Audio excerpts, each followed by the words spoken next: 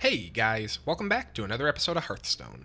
Today we're going to be continuing to check out the Knights of the Frozen Throne expansion, this time with our first match of our Prince Pirate Warrior deck. That's right, Pirate Warrior is back, and it actually features Prince Keleseth, which is kind of interesting.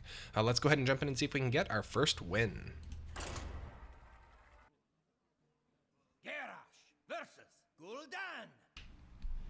Your soul shall be mine. Alright, we got a Warlock here, and we are going to be dumping this hand in hopes of pulling Prince. Still not totally sure what the best opening hand play is with this, if it's worth keeping certain key cards. Like N'Zoth's First Mate I almost feel like is worth keeping just for an early weapon, but we'll see.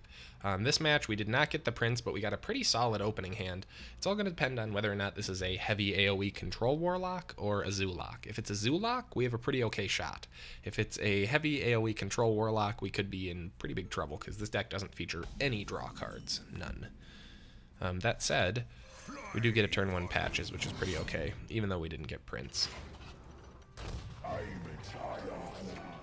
Hopefully, though, we don't have a repeat of my test match earlier today where I played Patches N'Zoth and the Warlock I was playing had double Mortal Strike as a response on turn 2. It's like, oh my god. That is brutal. But I think we're good here. I think if you had a Mortal Strike, you would have dropped it immediately. Are you going to coin into Hero Power? No, you got to play Minion. Yeah, there it is. Oh, 1/4 Taunt. It's actually pretty good here. I can still take him down with the South Sea deckhand, though, and I think it's worth it. Just do it like this. Fortunately, we lose 2 pirates to that, but we do get to get some damage up.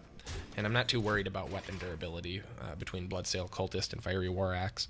What I'll probably do is just attack, unless I need to remove something. Ooh, I need to remove something. I was going to say I would just drop Bloodsail Cultist after attacking, but instead I think it'd be stronger to just Fiery War Axe and bop the 2/3.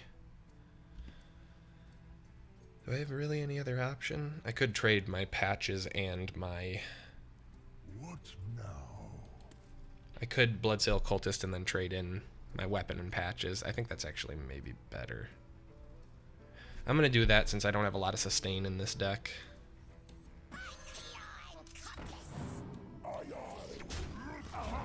Plus, then we have one more weapon charge we can use next turn, and we've reduced the cost of Dread Corsair if we want to play him before we drop the War Axe. Plus, now on turn 4, if we had to, we could fire War Axe and Dread Corsair. My real concern at this point is just that we're running out of steam here, and he's, you know, able to just keep drawing. I think, in this case, I'm going to Frothing and then attack. Yeah. Well, I could just Mortal Strike it. That might be even better. That'll remove it completely, and I get to keep my minions and my weapon.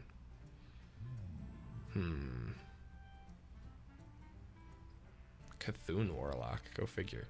That's really tough. I could also Dread Corsair into weapon power, or hero power, which is not really that good. I think Frothing... What now? Man, that is tough. I get to keep my minion this way, so let's, I still get to keep my minion this way, so let's just Frothing. And remove this thing, and it'll make our Frothing a 5/4, or a, yeah, 5/4, so that's worth it. And hopefully he doesn't have, like, a Soulfire in his hand. Then next turn, we can Fiery War Axe into Dread Corsair. I prefer to hold on to the Mortal Strike, because it gets stronger if my health gets below 12, I think it is. Yeah, so we can hit for 6 with it, but that's pretty rare that that actually goes down in my experience. Now I did put Cultist within you know, Mortal Strike range, but that's okay if he wants to take it out, because then we'll be able to keep our 5/4 probably. Let's see, Cthulhu Warlock. What would he have? Not a whole lot, I don't think. Ah, Disciple. That's a good response. But it also buffs my Duder. Ooh, Leroy. Alright, so I'm going to go Fiery War Axe into Dread Corsair. Then we're actually going to use the axe, kind of a waste to bop this 2-1, but we get another damage out of it and hit him for 7. And if he can't remove the Berserker this turn, we can actually pretty much get him within lethal range, because we got a Leroy in our hand. That would be 10, 16 damage. Not quite lethal. 19 damage. I'd be I'm one short of lethal right now. 3, 7, 8, 9, 10. Do I have to be one short of lethal? Let me just think. There's no way I can buff it anymore. I could Mortal Strike, but then I can't afford Leroy. So I think Kor'kron Elite is the play here. 3, 6, plus 7 is 13. Plus 4. Yeah, we gotta... Okay. Or plus 6. 19, yeah. Okay. Just double checking my math. We're gonna do this. Get bopped.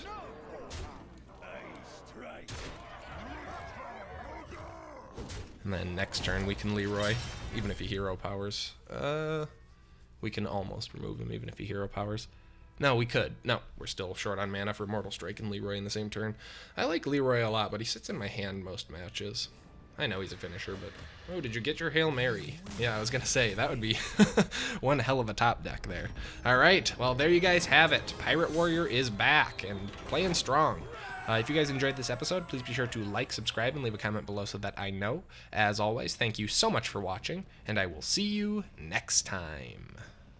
Hey guys, welcome back to another episode of Hearthstone. Today we're going to be continuing to check out the Knights of the Frozen Throne expansion, this time with match number 2 of our new Prince of Pirates Warrior deck. This deck replaces, well, makes up for the huge disconnect that was added to the deck when they nerfed Fiery War Axe, and really capitalizes on it by removing all 2 mana cost spells and replacing them with a Prince, which is actually pretty interesting. Fortunately, though, Prince is not even required to get wins with this deck. Probably the least Prince-dependent deck I've played. So, without any further ado, let's go ahead and jump in and see if we can get that second win. Versus Anduin. The light shall bring victory. Ruh-roh. Priests are really, really difficult for this deck. Pretty nice value cards, but not great for an opening hand. We'll dump them all in hopes of a Keleseth draw, and never lucky. That's okay. As I was saying in the intro, you really don't need to lean on Keleseth too much to win with this deck. I'm going to hold off. So often I like to do turn 1 upgrade just to get the weapon out, but with this hand, yeah, it's worth waiting, because we can use the upgrade on our War Axe. I'm a little nervous, though. I hope he plays some minions so we know this isn't... Oh, shit, this is going to be Control Priest. This is not the deck to be in this type of a situation against. I am going to bop him once since we're going to increase the durability. Technically, I could have gotten 1 more damage out of it, but I want to get the faster damage going. Actually, I can upgrade and Blood Sail, but I'm only going to do 1 next turn, so we're going to South Sea, Patches, Blood Sail. This guy's like, oh my god! I feel like I'm playing Pirates back in July or whatever before the nerf. I know I'd be freaking out if I was seeing some of these decks. Just like, what? I haven't actually seen this deck played very much, but it has a pretty high win rate from what I was seeing. Roughly 60%, which is not bad. A little less. I think it's like 57. No, my strongest minion. How could you? So I could Leroy here, but I think that that's probably not the best idea. So instead, we're going to Kor'kron. And then we're going to upgrade. Bop him. Play a taunt. Hit him for a whole ton more damage. And pray to the Lord that he is not running a full board clear here. Although even if he is, we have lethal with our weapons and Leroy pretty easy. He does have the combo, but it does not matter. Because now he can't afford to heal. Taking you to task. Amazing. I can't believe you pulled that off, guy.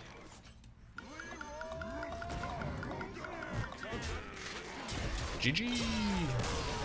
All right, there you go. Pirate Warrior is still around and still kicks ass. If you guys enjoyed this episode, please be sure to like, subscribe, and leave a comment below so that I know. As always, thank you guys so much for watching, and I will see you next time.